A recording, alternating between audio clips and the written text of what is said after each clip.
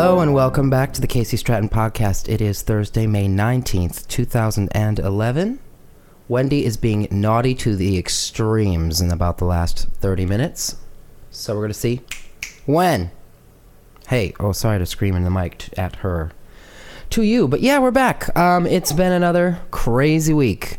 First of all, I went in, some of you may have seen, it's on Facebook and Twitter and stuff, I put it out there. I went on a local TV show called 8 West here in Grand Rapids, Michigan today to sing Song for Bo, the song that I wrote for the cat who was shot with an arrow in the face. But he's progressing pretty well. He's doing okay. Turns out, of course, he has FIV, which is basically the feline equivalent of HIV. It's immunosuppressing whatever virus. And a lot of people, this is actually another, he's become a teaching moment, as they say in the business, in so many ways. Because, first of all, like my whole take today being on TV in the interview portion was to really talk about how he is the spokesperson, and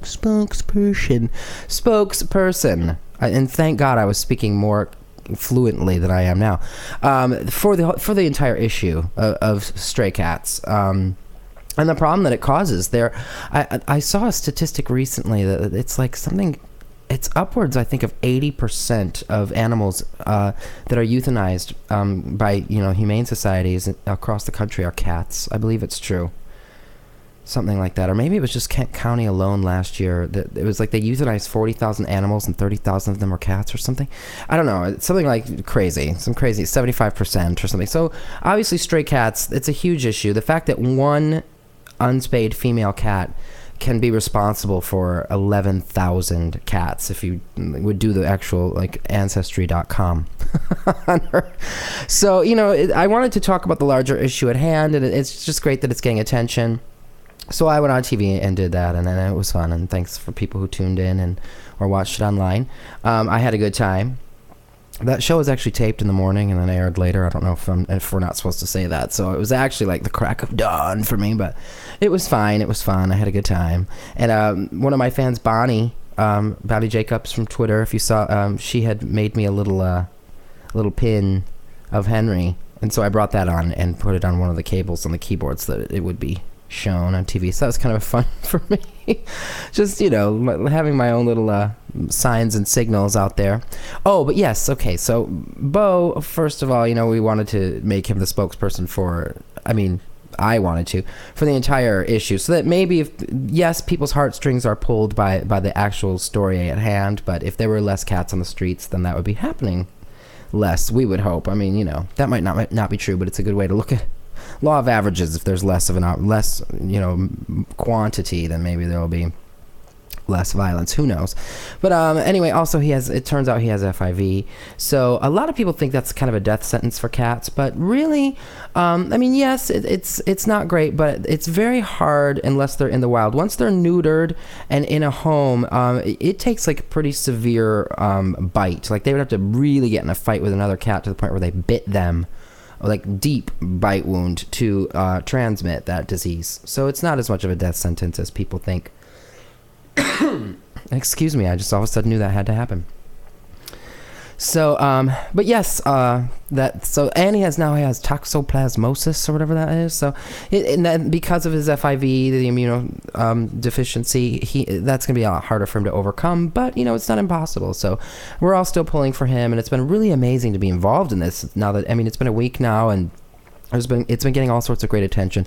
Somebody actually brought up today a good point that we should try to somehow contact Ellen DeGeneres, the Ellen DeGeneres Show, about it, because it seems like it's right up her alley. So, well, I don't know. I'm going to see.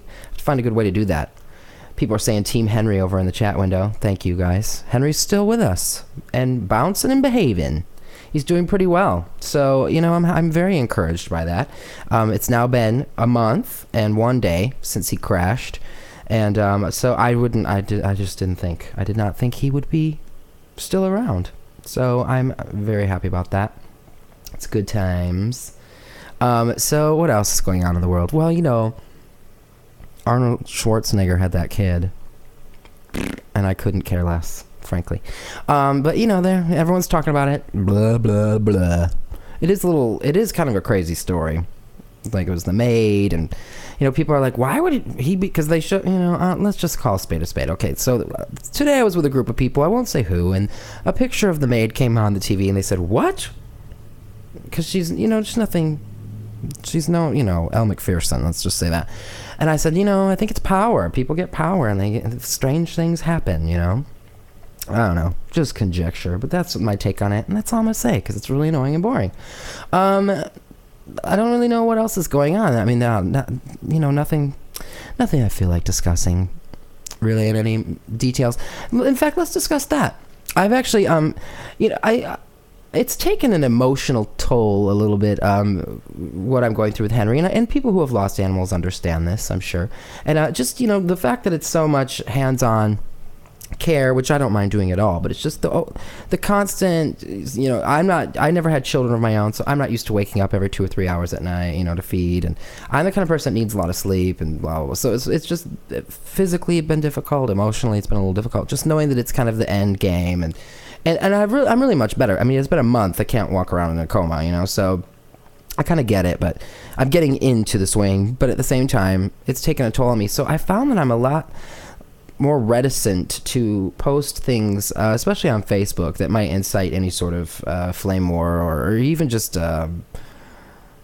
impassioned debate, because I just don't have the mental capacity for that, which is just odd, because I'm usually one of those people that's just very outspoken, and usually I really am preaching to the choir. I don't generally want post things on Facebook to start an argument, and I forget that is possible, and so I don't know. I've been just trying to stay out of that kind of stuff. So even in this, I don't know. There's a lot going on politically. There's always stuff. Newt Gingrich making an idiot of himself, basically.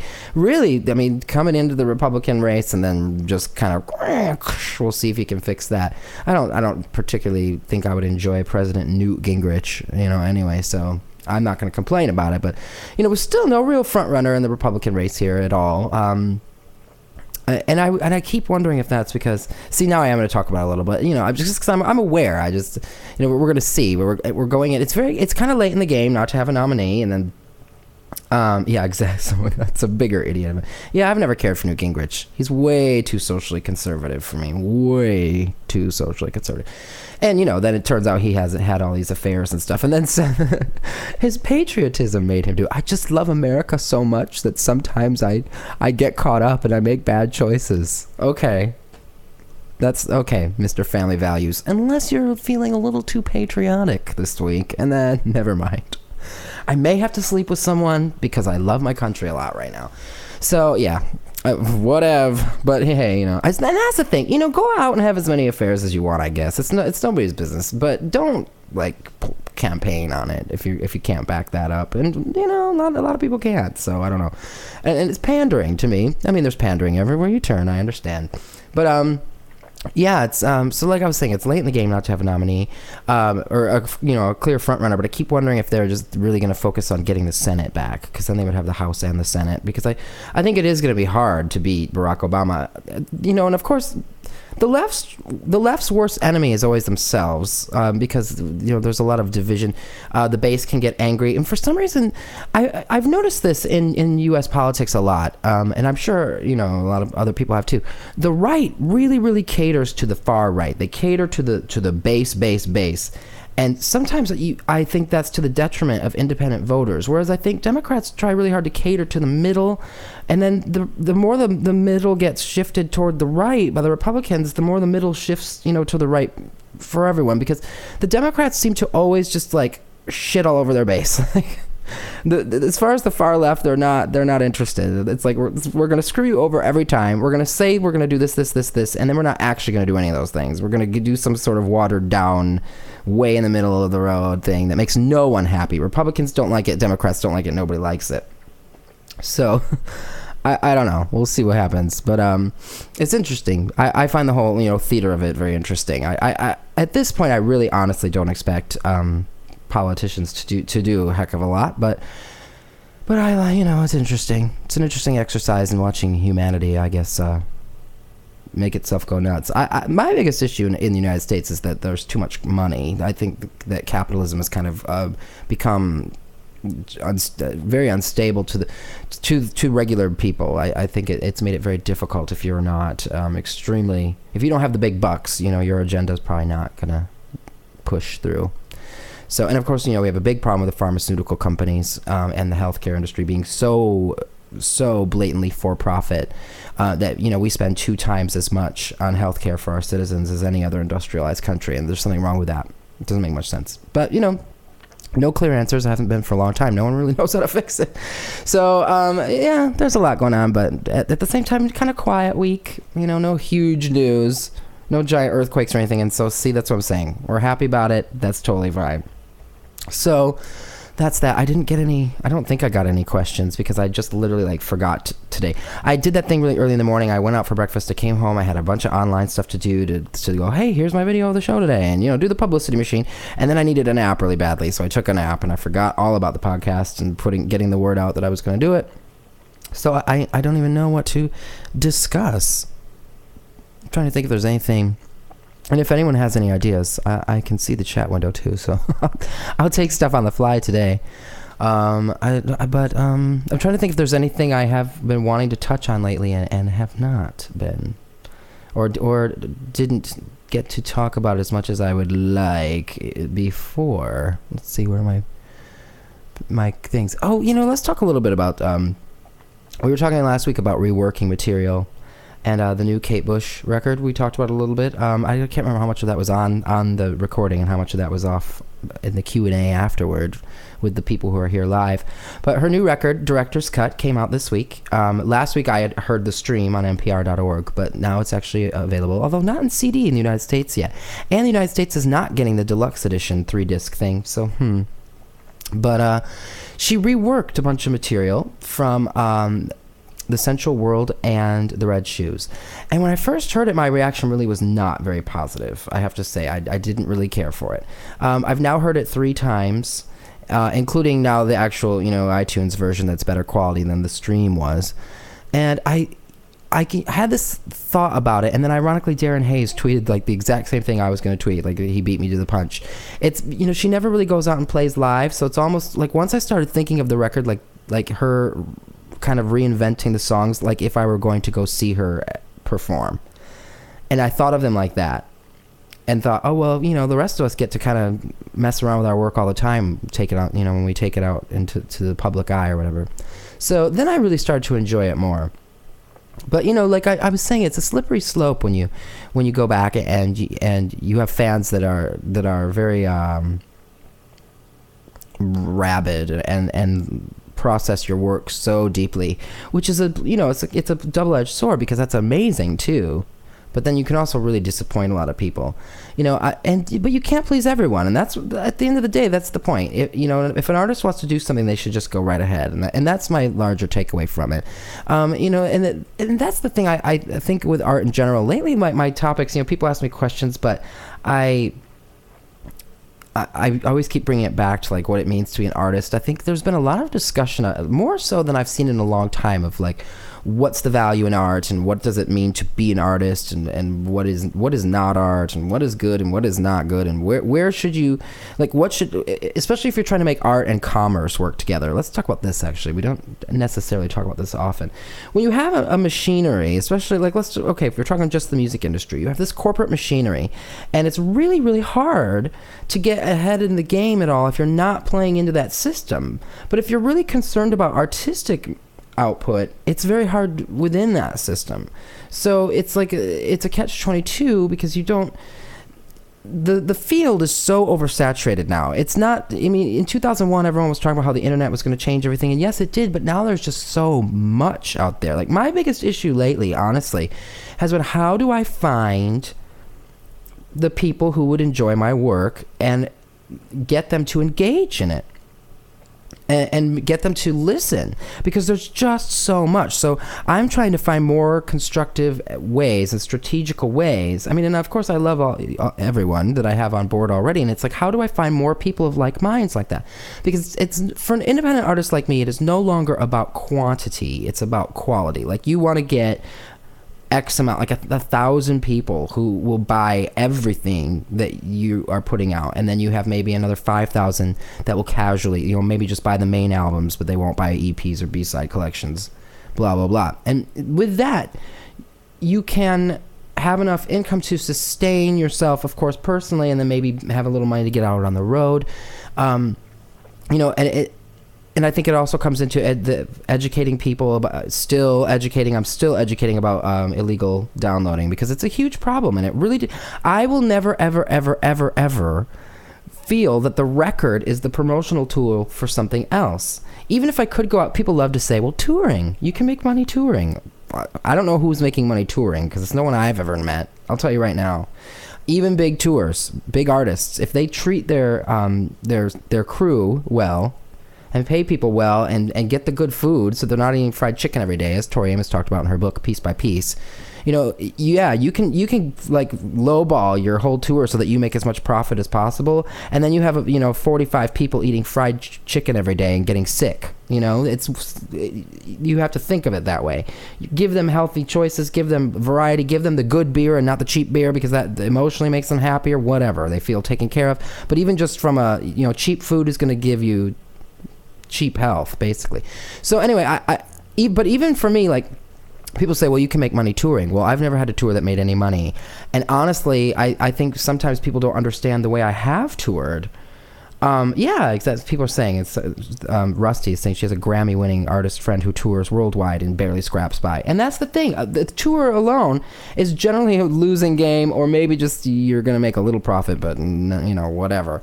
But it's also catch-22, because if people don't buy my work up front, I don't have the money to get out on the road. Plus, if people aren't buying the work, then you really don't have a reasonable expectation of how popular you are if you do go on the road. So I can't say, well, oh, look at this SoundScan report. I sold 450 records in Washington, D.C., so I should probably book a show there. I just have no idea. I can look at what I have, but if 95% of it is people stealing it, then you have no way of knowing. So it's really messed up everywhere you turn. But I was going to talk about touring. I think a lot of people have never understood what my tours are like. My tours, and I'm just going to spell it right out, because the other thing is, I don't want people thinking I'm being all extravagant, and that's why I can't make tour come in, in the black. But, no, it's me in a rental car, because I don't own a car in real life. So because I don't necessarily make the money, I lived in cities where I didn't need a car for so long, that now that I live back in Grand Rapids, where you kind of could have a car, although I live in a neighborhood where you don't really need one. One, I don't have the money for a car payment and an insurance payment. It's just not something that I'm used to. And that's what I'm saying. I've made the choice to be an independent musician, so I have the sacrifices for that. It's fine. And I get that it was my choice. But at the same time, if I were completely just not popular at all, I wouldn't mind the financial woes. But knowing that you're broke because people are stealing is a much more violating feeling. But anyway, I don't have a car full time. So when I go out on the road, I rent a car. I rent the compact car, whatever. But I will say, budget rent-a-car generally will upgrade me, because I rent from them so often, to like an intermediate. Although lately I've been like, don't do it because of gas. Give me the small car. It's fine. I get in a rental car. I go by myself. I drive, however many hours to the venue. I play the show. I don't stay in that city, because staying in the city that you're playing is going to be way more expensive. So I get in the car and I drive another hour or two, so that I'm in between, or kind of in the middle of nowhere, so I can get one of those really cheap $75 hotel rooms or Econo Lodge. Although one of my friends who does tour as a musician said, duh, you need to start using Priceline. I never liked that, because I've always been the kind of person that I used to book my hotel rooms like literally weeks before I would go on the road, because I like to have every I dotted and every T crossed. But apparently a lot of musicians now literally will bring their iPhone and just Priceline it after the gig is over and find a hotel like checking in like now, and you can get really good deals. So that might be a way I can actually stay in the cities next time I tour, if I take that advice, although I don't like that seat of my pants feeling, so we'll see.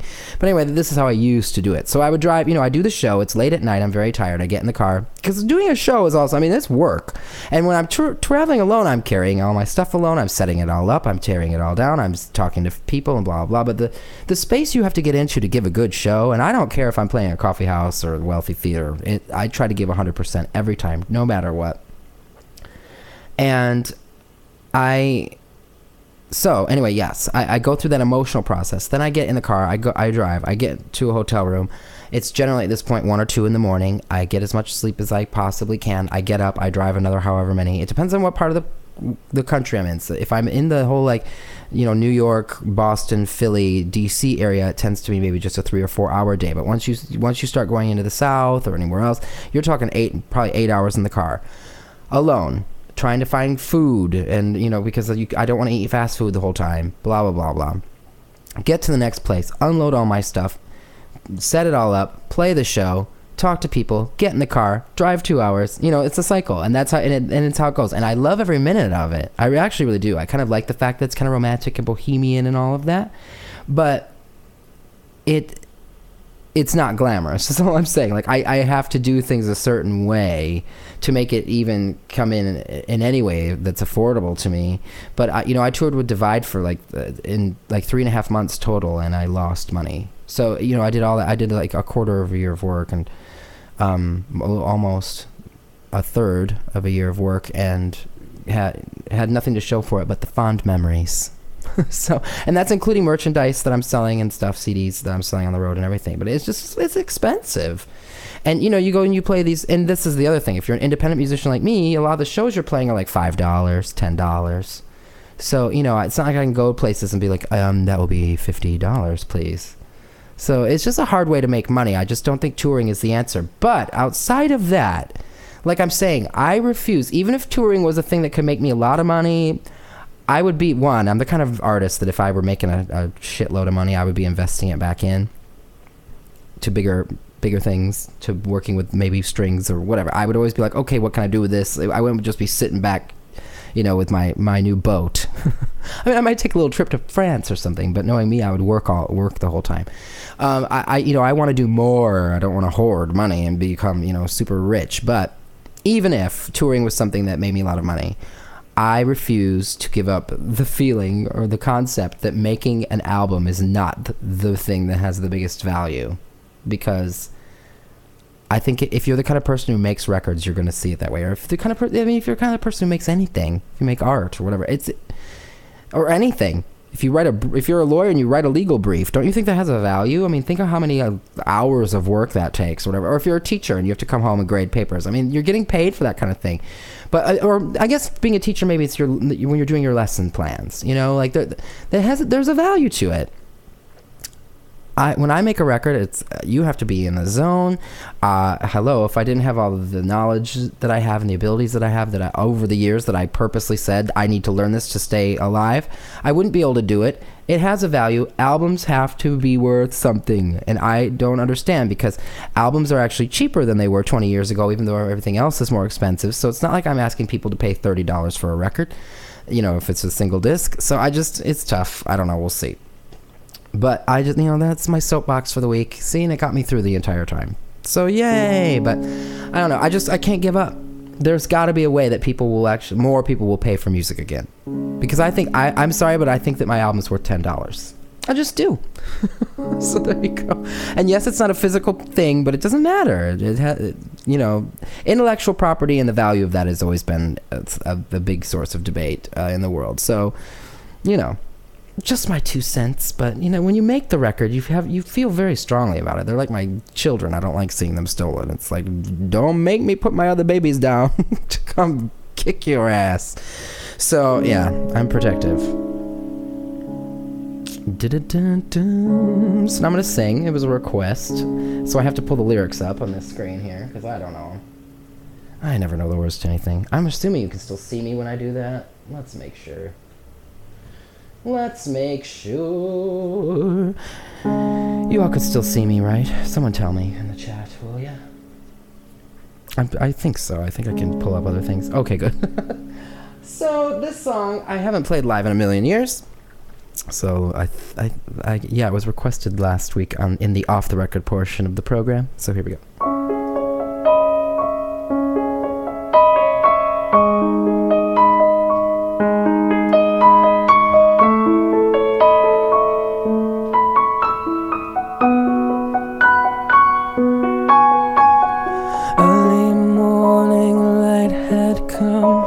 Watched you turn as if to go with no way out. I gave up a ghost. Memories that paint these walls. This is where we made our home. There's no way out. Go now. As I heard your car backed up, I collapsed inside myself. Now I can't get out. I am so lost. I packed your things and I left word for you to come when I'm at work. This is it for real this time. I can't cage your wild soul. I can't stop the tornado. I can't change what's become me to get back nothing. I can't stop what's coming.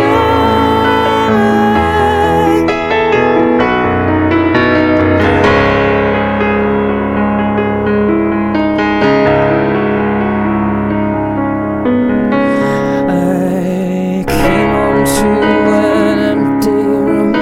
So much of me was wrapped in you, and I don't know what to do. People say it's for the best, but it feels as if I failed this test. Could I have done more?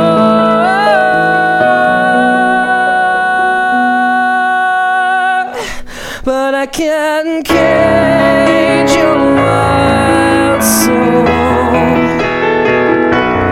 I can't stop the tornado. I can't change what's become me to get back nothing. I can't stop what's coming.